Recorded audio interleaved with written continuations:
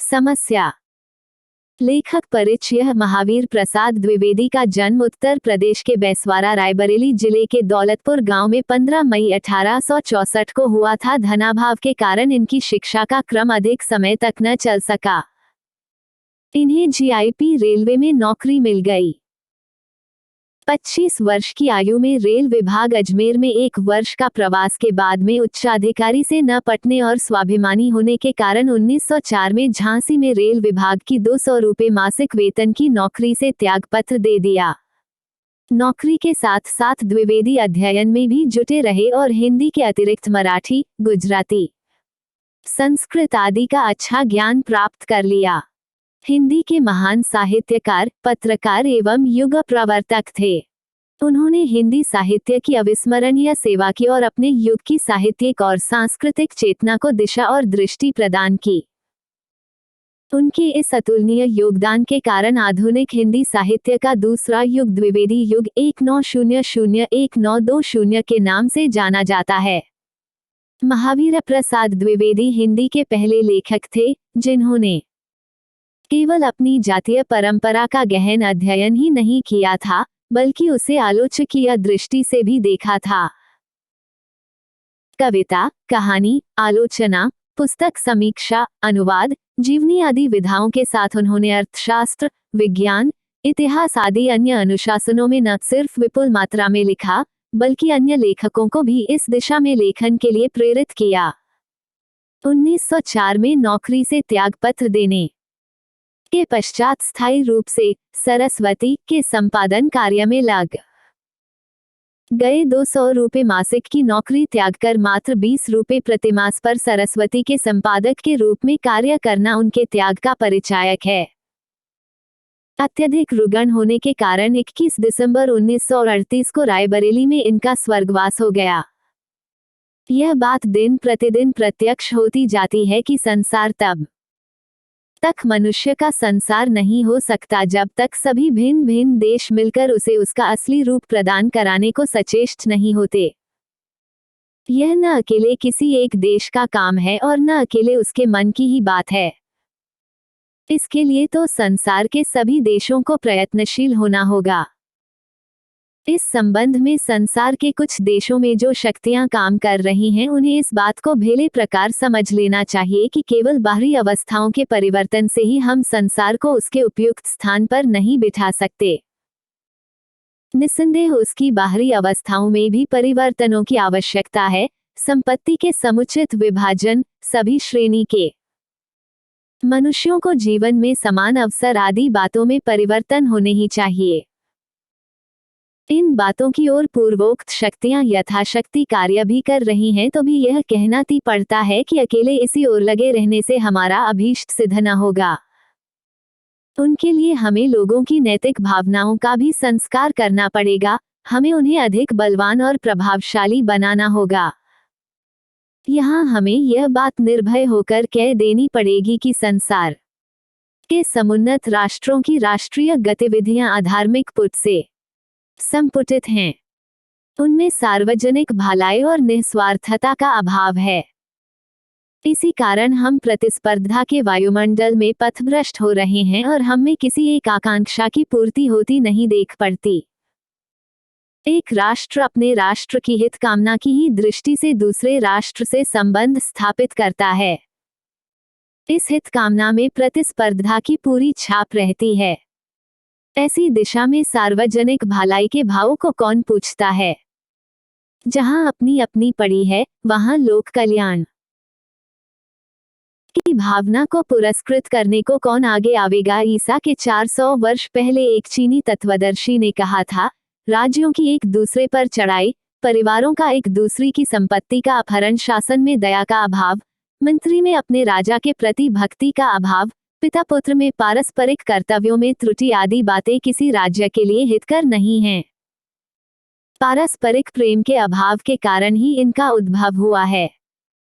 यदि एकमात्र प्रेम भावना का ही सर्वत्र प्रचार हो जाए तो पारस्परिक प्रेम के अस्तित्व के कारण राजा लोग आपस में न लड़ेंगे। कुटुंब का अधिपति अपने कुटुंबियों के स्वत्वों का अपहरण नहीं करेगा, लोग डाके डालना छोड़ देंगे, शासक और राजकर्मचारी दयालु और एक दूसरे के अनुरक्त हो जाएंगे, पिता पुत्र पर दयालु और पुत्र पिता का भक्त हो जाएगा और भाइयों में मेल बना रहेगा। प्रेम के ही प्रभाव से सबल निर्बलों को न सताएंगे, धनी दीन का अनादर न करेगा, श्रेष्ठ जन नीचों का तिरस्कार नहीं करेंगे और चालाक लोग सीधे सादे को न ठगेंगे। पूर्वोक्त तत्वदर्शी का यह कथन आज भी अक्षर अक्षर सत्य है। सुधीजन तथा लोकनायक इस बात का मर्म समझते हैं कि संसार को उपयुक्त बनाने के लिए जातियों की वैमनस्यता वांछनीय नहीं है, उसका निर्मूलन जितना ही शीघ्र हो जाए उतना ही अच्छा है, क्योंकि भय का स्थल वास्तव में यही एक बात है। इसके लिए हमें अपनी शत्रुताएं भुला देनी पड़ेंगी और सार्वजनिक बंधु भाव के प्रचार के लिए कार्य क्षेत्र में अवतीर्ण होना पड़ेगा। जीवन के आदर्शों के लिए हमें नए उत्साह से काम करना पड़ेगा और निस्वार्थता की नूतन भावना तथा सार्वजनिक सेवा का भाव अपनी कार्य व्यवस्था में जोड़ना पड़ेगा। तभी अपने लक्ष्य की ओर हम अग्रसर हो सकेंगे। स्वदेश प्रेम धूर्ती का सबसे भयंकर ढोंग है। यह एक विद्वान का कथन है और कहा भी गया है, बड़े सोच विचार एवं अनुभव के पश्चात सचमुच स्वदेश प्रेम मनुष्य के लिए गौरव की वस्तु नहीं वरन लज्जा की बात है। जब तक संसार में इसका एक अनुमात्र भी शेष रहेगा तब तक शायद संसार में शांति न हो सकेगी। संसार में आजकल जो चारों ओर घोर हाहाकार सुनाई दे रहा है उसका मूल कारण है यही स्वदेश प्रेम। अतएव जब तक प्रत्येक मनुष्य अपनी राष्ट्रीयता का संपूर्ण विस्मरण नहीं कर देता तब तक न तो संसार के ही कल्याण की आशा है और न किसी देश विशेष का ही सच्चा उत्थान हो सकता। स्वदेश प्रेम से मनुष्य के हृदय में एक मिथ्या अहंकार का उदय होता है, उसकी बुद्धि संकुचित हो जाती है, यहाँ तक कि उसके प्रत्येक कार्य में, उसकी प्रत्येक इच्छा में एक घृणित स्वार्थ की दुर्गंध आने लगती है। यह विषाक्त स्वदेश प्रेम यूरोप की उपज है और शोक तो इस बात का है कि वह अभी तक इसकी भयंकरता का यथार्थ अनुभव नहीं कर पाया है। इसमें संदेह नहीं कि यूरोप ने जिस वैज्ञानिक सभ्यता का निर्माण किया है वह सर्वथा चमत्कारिक है, उससे मनुष्य जीवन में बहुत सी सुविधाएं हो गई हैं। किंतु जहां एक ओर हम विज्ञान के चमत्कार पर मुग्ध हैं, वहीं दूसरी ओर उसके रौद्र रूप से भी हमारा हृदय भीतर ही भीतर कौपा करता है। जिस समय विगत यूरोपीय महायुद्ध में जर्मनों 50 मील लंबा गोला फेंकने वाली तोपों से पेरिस को उड़ा देना चाहता था, उसी समय यूरोप के विद्वानों के कान खड़े हो गए थे। उन्होंने निश्चय कर लिया था कि बस यही संसार का अंतिम युद्ध हो। चारों ओर से स्वाधीनता और सौभाग्य निर्णय की दुहाइयां दी गईं। किंतु परिणाम क्या हुआ? टॉय टॉयफिस स्वदेशाभिमानी कूटनीतिज्ञों की कृपा से स्वाधीनता और सौभाग्य निर्णय के सिद्धांत हवा हो गए। जिस आशा से संसार के लगभग 1 करोड़ मनुष्यों ने रणदेवी को तृप्त करने के लिए अपने प्राणों की आहुति दी थी वह सर्वथा विफल हुई। न जाने अकाल मृत्यु के मुख में प्रवेश करने वाले इन नवयुवकों में कितने अपने भविष्य जीवन में महापुरुष हो जाते, उनसे संसार का कितना उपकार होता। धन और वैभव का नाश हुआ सो तो हुआ, किंतु इस नर नाश की असीम हानि का कोई हिसाब नहीं लगाया जा सकता। इतने पर भी यदि यूरोप की आंखें नहीं खुलती तो फिर खुदा हाफिज, क्योंकि अब तो 50 मील के स्थान में 100 मील दूर गोला फेंकने वाली तोपों का निर्माण हो चुका है। ईश्वर न करे फिर कभी संसार में महायुद्ध की आग भड़के, नहीं तो उसको बुझाने की चेष्टा करने के पहले ही हम सब भस्मसात हो जाएंगे। मतलब यह कि यदि हमने शीघ्र ही युद्ध को नष्ट करने की चेष्टा नहीं की तो युद्ध बहुत जल्दी ही हम सबको हड़प जाएगा। पाश्चात्य देशों में कुछ विचारशील पुरुष इस तथ्य से सर्वथ बेखबर नहीं हैं। जहां जहां निरस्त्रीकरण संबंधी कॉन्फ्रेंसें हुआ करती हैं, लीग ऑफ नेशंस को भी हम इसी विचार का परिणाम कह सकते हैं। किंतु अभी यह केवल नाम ही नाम है। वास्तव में जिस शिला पर उसकी भित्ति स्थापित की गई है वो कभी टिक ही नहीं सकती। आज से बहुत दिन पहले यूनान के नामी दार्शनिक अरिस्टाइल ने कहा था कि स्वार्थ साधन की दृष्टि से जिस मैत्री की उत्पत्ति होती है वो कभी स्थायी नहीं हो सकती, क्योंकि जहां स्वार्थ सध गया तहां दोस्ती टूट गई। राजनीतिक मामलों में तो रोज ही ऐसी दोस्तियां बनती बिगड़ती रहती हैं। जो देश या राष्ट्र आज हमारा परम मित्र मालूम होता है, वही कल हमारा छिपा हुआ अथवा प्रकट शत्रु बन जाता है। इतिहास में इसके एक दो नहीं सैकड़ों उदाहरण मिलते हैं। अंग्रेजी में एक उक्ति प्रचलित है कि डोवा और केले कभी नहीं मिल सकते, किंतु विगत महायुद्ध में डोवा के वही अंग्रेज तथा केले के वही फ्रेंच एक साथ कंधे से कंधा मिलाकर लड़ते हुए देखे गए। सारांश यह कि स्वार्थमय और सिद्धांतहीन मैत्री कोई मैत्री नहीं। इसके अतिरिक्त लीग ऑफ नेशंस की पैरवी में एक और बड़ा छेद है। यह श्वेतांगों के दृष्टिकोण का दोष है। विचारशील पुरुषों की बात हम नहीं कहते, पाश्चात्य देशों के अधिकांश लोगों में यह भाव समाया हुआ है कि श्वेतांगों को काले रंग वालों पर राज करने का सहज और स्वाभाविक स्वत्व प्राप्त है। एशियाइयों और अफ्रीकावासियों पर इनके द्वारा कैसे ही भयंकर अत्याचार होते रहे, किंतु यूरोप अमेरिका में किसी के कान पाजू नहीं रेंगती बात यह कि जिस प्रकार गिद्ध का बाज पर और बाज का जुर्रे पर तथा जुर्रे का कौरिया पर टूट पड़ना सहज और स्वाभाविक है, उसी प्रकार श्वेतांग लोगों ने एशियाइयों और अफ्रीकावासियों का स्वेच्छानुसार उपभोग करना अपना जन्मसिद्ध अधिकार मान लिया है। यही सारी लड़ाई और बुराई की जड़ है। यदि एशिया या अफ्रीका में कोई खान निकल आती है तो तुरंत पाश्चात्य राष्ट्रों के मुंह में पानी आने लगता है। प्रत्येक राष्ट्र साम दाम दंड भेद कोई ना कोई ऐसी हिकमत लड़ाना चाहता है कि उसका कुछ ना कुछ हिस्सा उसके हाथ लग जाए। जिन गरीबों के देश में वह खान निकलती है वे बेचारे पूंजी, शिक्षा तथा सैनिक सामर्थ्य के अभाव से मुंह ताकते रह जाते हैं। भाग्य की कैसी दारुण विडंबना है। अर्थलोलुपता की इसी प्रतिद्वंद्विता के कारण इन लोगों में कभी कभी मनोमालिन्य और कभी कभी मुठभेड़ तक हो जाती है। इसी मुठभेड़ से बचने के लिए लीग ऑफ नेशंस की स्थापना की गई है। इसका मूल सिद्धांत है कि संसार में निसंदेह यहाँ केवल श्वेतांग देशों से ही मतलब है, सदैव शक्ति सामंजस्य हो, अर्थात कोई एक अथवा दो एक राष्ट्र मिलकर संसार के अन्य राष्ट्रों को नीचा न दिखा सकें। शक्ति सामंजस्य के अनुसार निरस्त्रीकरण संबंधी कॉन्फ्रेंस ने एक योजना भी तैयार कर दी थी कि अमुक अमुक राष्ट्र के पास इतने लड़ाई के जहाज हों। बस इन्हीं निर्जीव उपायों से पाश्चात्य देश राजनैतिक संसार में शांति स्थापना करना चाहते हैं।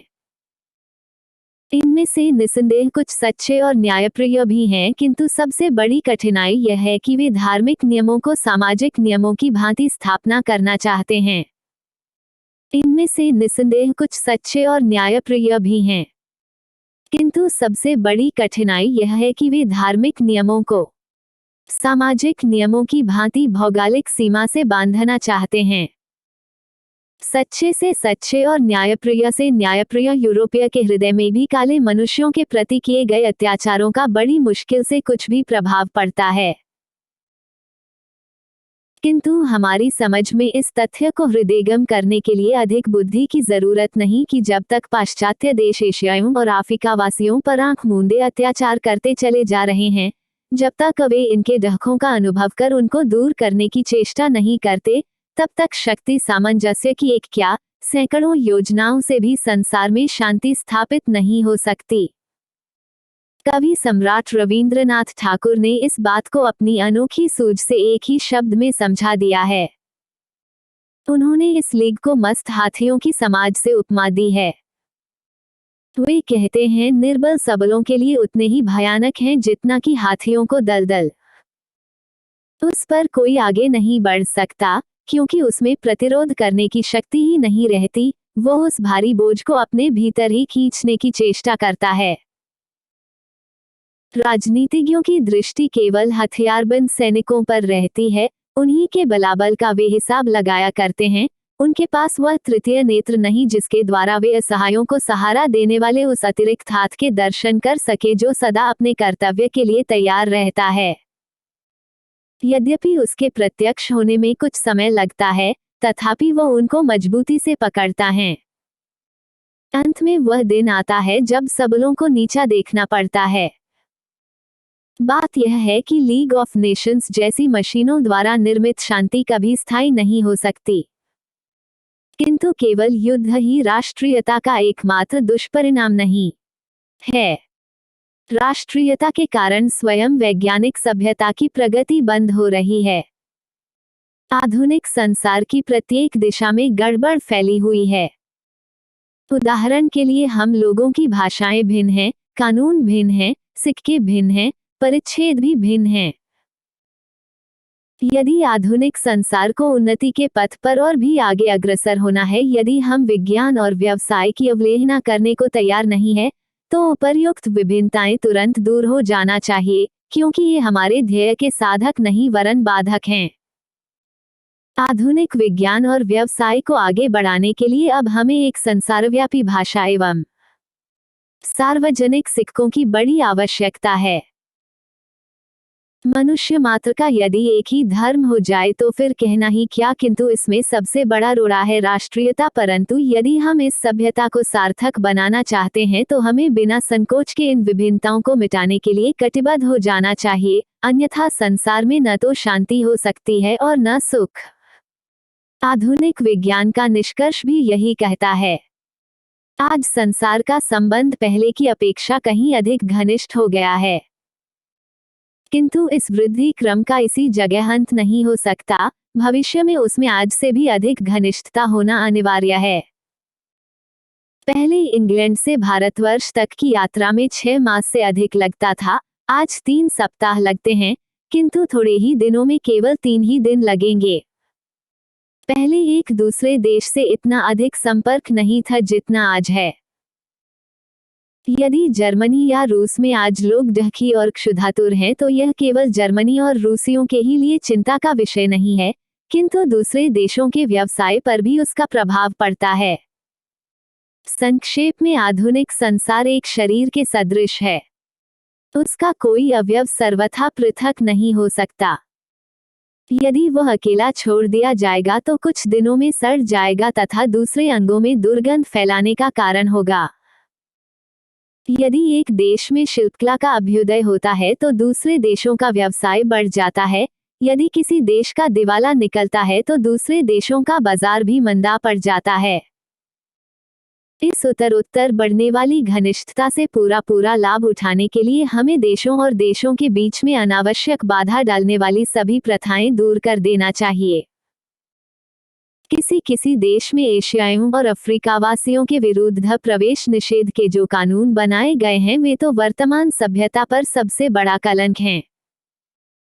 हमें विद्वानों के परामर्श से एक ऐसी सार्वजनिक भाषा का संस्कार कर लेना चाहिए जो आसानी के साथ संसार के शिक्षित समुदाय द्वारा सीखी जा सके। इसी प्रकार प्रत्येक देश में एक से ही सिक्के तोल और लंबाई के एक से ही माप के चलने चाहिए। इससे कोई हानि नहीं, साथ ही अंतर्राष्ट्रीय व्यापार में अचिंत्य लाभ होने की संभावना है। बहुत से कह सकते हैं कि ये सब स्वप्न की बातें हैं अथवा पागलों का प्रलाप है, किंतु यदि संसार को अपनी सभ्यता और संस्कृति की रक्षा करना है तो वह इन प्रश्नों को बहुत दिन तक नहीं टाल सकता। वास्तव में अभी तक पाश्चात्य देशों ने ठीक यह पता नहीं पाया है कि सभ्यता और शिक्षा का अंतिम उद्देश्य क्या है। अधिकांश लोगों का जीवन बचपन से लेकर मरण पर्यंत केवल पेट भरने में ही बीतता है। पेट पूजा ही के जीवन में सतत परिश्रम का अंतिम ध्येय है। किंतु क्या इंद्रिय तृप्ति से मानवीय हृदय संतुष्ट हो सकता है? जब हम जीवन के उद्देश्य को समझ लेते हैं तभी हमें अपने और संसार के पारस्परिक संबंध का यथार्थ बोध हो सकता है। तभी हमें सार्वजनिक भ्रातृभाव, अंतरजातीय सहानुभूति तथा विश्व नागरिकता का असली अनुभव हो सकता है। उस समय विज्ञान की भी कायापलट हो जाएगी। वह ऐसे साधन ढूंढ निकालेगा जिससे यह विशाल कुटुंब अविच्छिन्न रूप से एकता के सूत्र में बंध जाए। जीवन की प्रत्येक शाखा का दृष्टिकोण बदल जाएगा। हम किसी प्रश्न पर अनुदार स्वदेश प्रेम जनित अहम्मन्यता एवं असहिष्णुता से विचार नहीं कर सकेंगे। हम केवल उन्हीं योजनाओं में तल्लीन होंगे जिनसे बिना किसी भेदभाव के मनुष्य भाव का कल्याण होने की आशा हो, तभी हमें राष्ट्रीयता की निरर्थकता तथा अंतर्जातीय संवेदना का प्रत्यक्ष अनुभव होगा। हम किसी देश विशेष के नागरिक न होकर सारे विश्व के नागरिक होंगे। वास्तव में यह कोई नवीन सिद्धांत नहीं, भारतवर्ष के सामने तो अनादिकाल से वसुधैव कुटुंबकम का आदर्श रहा है। किंतु संसार में एक भी ऐसा धर्म नहीं जिसने मनुष्य मात्र के भ्रातृत्व को स्वीकार न किया हो, पर आश्चर्य तो इस बात का है कि आज वही धर्म भ्रातृभाव की स्थापना में बाधक हो रहे हैं। संसार की वर्तमान विकट समस्या को हल करने के लिए हमें राष्ट्रीय प्रतिस्पर्धाओं और वैमनस्यों से हाथ खींच लेने पड़ेंगे। राष्ट्र के परे भी कोई वस्तु है। राष्ट्रों का अस्तित्व उसी वस्तु के लिए है, और वह है मानव जातीयता। संसार के पुनर्निर्माण की नवीन समस्याओं पर हमें आदर्श अंतर्राष्ट्रीयवाद की दृष्टि से ही विचार करना होगा। राष्ट्रों को अंतर्राष्ट्रीय दृष्टि से अपने पथ पर अग्रसर होना होगा, तभी हम सार्वजनिक भ्रातृभाव स्थापित कर सकेंगे और वसुधैव कुटुंबकम का आदर्श कार्य में परिणत हो सकेगा। संसार के उद्धार का एकमात्र यही साधन है।